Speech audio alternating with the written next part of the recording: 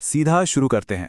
आज के इस खास सेशन में हम बिहार बोर्ड कक्षा 10 की हिंदी किताब के एक बेहद दिलचस्प और परीक्षा के नज़रिए से बहुत ही ज़रूरी चैप्टर विष के दांत की पूरी कहानी और इसके छुपे हुए अर्थ को डीकोड करने वाले हैं। एकदम आसान भाषा में समझेंगे ताकि बोर्ड एग्जाम में कोई भी सवाल आ जाए तो जवाब सीधा दिमाग से कागज पर उतरे। चलिए बिना देरी किए इस कहानी की गहराई में चलते हैं और इसके मुख्य भाव और किरदारों को करीब से समझते हैं।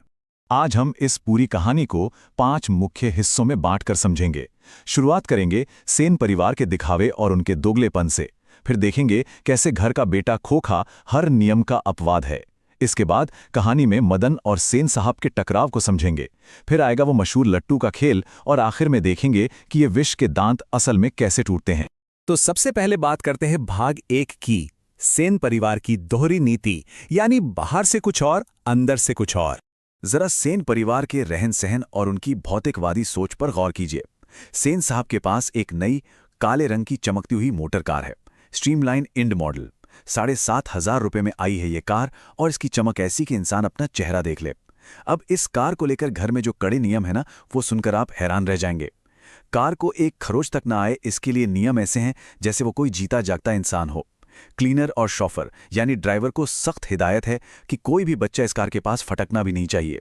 साफ है, ये कार उनके लिए सिर्फ आने जाने का साधन नहीं, बल्कि उनके भारी भरकम अहंकार और रुतबे का जीता जागता सबूत है। अब घर के माहौल को देखिए।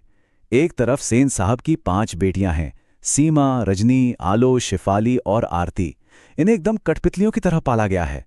मतलब इन्हें ये नहीं सिखाया गया है कि क्या करना चाहिए, बल्कि ये रटाया गया है कि क्या क्या नहीं करना है। इनके खेलने का समय तय है और नियम एकदम सख्त हैं। लेकिन दूसरी तरफ है घर का इकलौता बेटा खोखा, जिसे कासू भी कहते हैं। मजे की बात देखिए, खोखा इस घर के हर नियम का इकलौता अपवाद है। बेटियां जहां घर में तहजीब की मुहूर्त हैं, वहीं बेटे को हर तरह की तोड़फोड़ करने की पूरी आज़ादी है। बोर्ड परीक्षा में अक्सर ये सवाल आता है, इसलिए इस लैंगिक भेदभाव वाले पॉइंट को एकदम पक्का याद रखिएगा। और यहीं से हम कहानी के दूसरे हिस्से में आते हैं, खोखा, जो इस घर का सबसे बड़ा अपवाद है और जिसे सारे नियम तोड़ने की आज़ादी है। अब कोई सामान्य व्यक्ति होता तो बच्चे की इस बदतमीजी और आक्रामक व्यवहार को सुधारता है ना, लेकिन सेन साहब का रवैया बिल्कुल अलग है। वो खोखा की हरकतों को उसकी काबिलियत मानते हैं। जब भी उनके दोस्त घर आते हैं, जिनमें एक पत्रकार महोदय भी शामिल हैं, तो सेन साहब बड़े ही गर्व से सीना तान कर बताते हैं कि अजी, मेरे बेटे में तो अभी से इंजीनियर बनने के लक्षण दिख रहे हैं। मतलब जिसे दुनिया शरारत कहेगी, सेन साहब का अंधा अहंकार उसे एक असाधारण प्रतिभा का नाम दे देता है। खोखा की हरकतों के इस क्रम को जरा ध्यान से देखिए। कभी वो ड्राइवर पर ही हाथ उठा देता है, कभी कार की पिछली लाल बत्ती का शीशा चकनाचूर कर देता है और कभी तो जाके गाड़ी के चक्कों की हवा ही निकाल देता है। सोचिए, अगर किसी और का बच्चा ये सब करता तो उसे कितनी कड़ी सजा मिलती। लेकिन खोखा को उच्च वर्ग का विशेषाधिकार मिला हुआ है। जब वो टायर की हवा निकालता है तो सेन साहब कहते हैं कि अरे, ये तो बस ये देखना चाह रहा है कि चक्के के अंदर आखिर है क्या। ये अमीरों का वो अंधापन है जहां वो अपनी हर गलती को भी महानता का चोला पहना देते हैं। यहां एक बहुत ही जरूरी पंक्ति आती है जो बोर्ड एग्जाम में व्याख्या के लिए बार बार पूछी जाती है। मैं तो खोखा को इंजीनियर बनाने जा रहा हूं। ध्यान दीजिएगा, ये सिर्फ एक पिता का सपना नहीं है।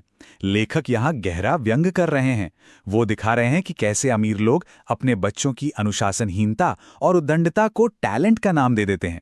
ये लाइन समाज के प्रति उनके दंभ और खोखा के प्रति उनके अंधे प्यार को पूरी तरह बेनकाब करती है। अब कहानी में एंट्री होती है असली ड्रामे की। भाग 3, मदन और सेन साहब का टकराव, जहां अमीर और गरीब की दुनिया आमने सामने आती है। एक दिन की बात है। 5-6 साल का एक छोटा सा बच्चा मदन बस उस चमकती हुई कार को छूने की कोशिश करता है। इतने में ही ड्राइवर उसे जोर से धक्का दे देता है और बेचारे मदन के घुटने छिल जाते हैं। जब मदन की मां इस बात का विरोध करती है तो सेन साहब के हुक्म पर उसे चुप करा दिया जाता है। पर बात यहीं खत्म नहीं होती। सेन साहब मदन के पिता गिरधर लाल को बुलाते हैं। सोचिए वो दृश्य, गिरधर लाल बेचारा ऐसे सिर झुकाए खड़ा है जैसे अदालत में कोई मुजरिम जज के सामने खड़ा हो। सेन साहब उसे बुरी तरह बेइज्जत करते हैं और यहां तक कह देते हैं कि मदन जैसे लड़के ही आगे चलकर चोर और डाकू बनते हैं।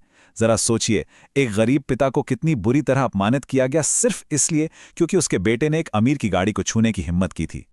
इस घटना का जो परिणाम हुआ वो बेहद दर्दनाक था। उस रात गिरधर लाल के क्वार्टर से मदन के जोर जोर से रोने और चीखने की आवाजें आने लगी। गिरधरलाल ने अपने ही बेटे को बड़ी बेरहमी से पीटा। पर सवाल यह है कि क्यों?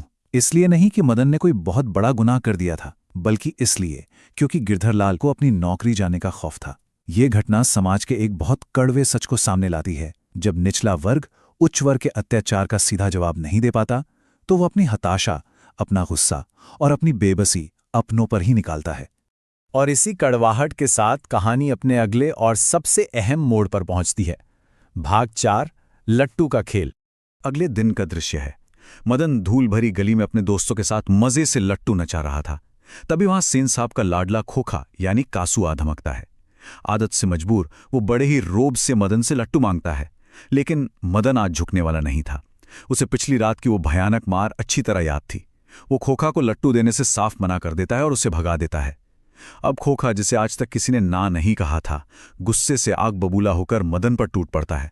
और फिर उस गली में अमीर के नवाब और एक गरीब के स्वाभिमानी बेटे के बीच वो लड़ाई शुरू होती है, जो सच में हड्डी और मांस की लड़ाई थी।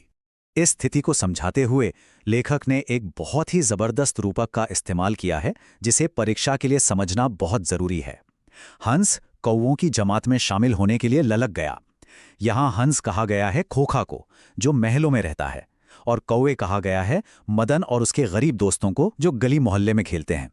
लेखक ने बहुत ही शानदार तरीके से बताया है कि कैसे एक सुविधा संपन्न वर्ग का बच्चा गरीबों के उस छोटे से खेल में भी अपना अधिकार और कब्जा जमाना चाहता है।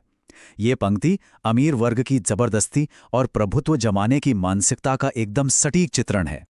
और अब हम आ गए हैं कहानी के सबसे रोमांचक मोड़ यानी क्लाइमैक्स पर।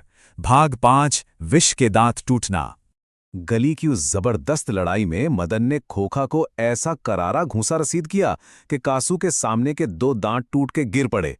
कासू रोता बिलखता वहां से भाग गया, लेकिन मदन की हालत खराब थी। उसे लगा कि कल सिर्फ कार छूने पर इतनी मार पड़ी थी, आज तो दांत ही तोड़ दिए, पिता तो जिंदा नहीं छोड़ेंगे। इसी डर के मारे वो घर नहीं गया और रात के 8-9 बजे तक बाहर ही भटकता रहा। आखिरकार भूखा प्यासा वो चुपचाप रसोई घर में घुसा। वहां उसने सुना कि उसके पिता गिरधरलाल को नौकरी से निकाल दिया गया है। जब मदन अंधेरे में सोने जा रहा था, तभी उसका पैर एक लोटे से टकरा गया। आवाज सुनते ही गिरधरलाल बाहर आ गया। मदन की तो जैसे सांस ही रुक गई। उसे लगा कि अब मार तय है, लेकिन अगले ही पल जो हुआ उसने सबको चौंका दिया। गिरधरलाल ने मदन को पीटा नहीं, इसके बजाय उसने मदन को कसकर अपनी बाहों में भर लिया। उसके चेहरे से नाराजगी के बादल पूरी तरह छंट गए थे। उसने मदन को छाती से लगाकर वो प्यार दिया जो उसने शायद ही कभी दिया हो। ये दृश्य सच में बहुत भावुक करने वाला है। एक पिता जो कल तक अमीर मालिक के डर से अपने बेटे को पीट रहा था, आज उसी बेटे की बगावत में अपनी सबसे बड़ी जीत देख रहा था। और इस आज़ादी का एहसास इस मशहूर संवाद में साफ झलकता है। शाबाश बेटा, एक तेरा बाप है और तूने तो बे खोखा के 2-2 दांत तोड़ डाले। हा हा हा। सोचिए, ये कोई आम हंसी नहीं थी, ये एक आज़ाद इंसान की हंसी थी। गिरधरलाल ने जीवन भर जो अपमान सहा था, मदन ने खोखा के दांत तोड़कर मानो उस पूरे अपमान का हिसाब बराबर कर दिया था। ये किसी मारपीट का जश्न नहीं था, बल्कि ये उस खौफ से आज़ादी का जश्न था जो एक गरीब हमेशा अमीर के सामने महसूस करता है। तो अंततः ये समझना सबसे जरूरी है कि विष के दांत आखिर हैं क्या। ध्यान रखिए, ये महज खोखा के मुंह के 2 दांत नहीं है, ये विष है अहंकार का, अमीरी के घमंड का और गरीबों पर अत्याचार करने की मानसिकता का। खोखा के दांत टूटना असल में समाज के उस जहरीले अन्याय का टूटना है जिसे मदन ने अपने बेखौफ साहस से चकनाचूर कर दिया। कहानी का ये शीर्षक पूरी तरह से सटीक और प्रतीकात्मक है। ये हमें सिखाता है कि अत्याचार के सामने सिर झुकाने के बजाय उसका डटकर विरोध करना ही उस विष को खत्म करने का इकलौता तरीका है। इस पूरे विश्लेषण के बाद आपके लिए एक सोचने वाला सवाल है, क्या मदन का खोखा को पीटना महज 2 बच्चों की लड़ाई थी या फिर सामाजिक अन्याय के खिलाफ एक बड़ा विद्रोह? बोर्ड परीक्षा में जब आप दीर्घ उत्तरीय प्रश्न यानी लॉन्ग आंसर लिखेंगे तो आपको इसी नजरिए से सोचना होगा। ये सिर्फ बच्चों की लड़ाई नहीं थी, ये अमीरी और गरीबी, अन्याय और स्वाभिमान के बीच की जंग थी। इस सवाल पर गहराई से विचार कीजिएगा और अपने उत्तरों में इस भाव को जरूर शामिल कीजिएगा। मुझे उम्मीद है कि इस सेशन के बाद इस चैप्टर का हर एक कॉन्सेप्ट एकदम क्लियर हो गया होगा। इन रूपकों और संवादों को याद रखिए, एग्जाम में ये बहुत काम आएंगे। अच्छे से पढ़ते रहिए और हर विषय को इसी तरह गहराई से समझते रहिए।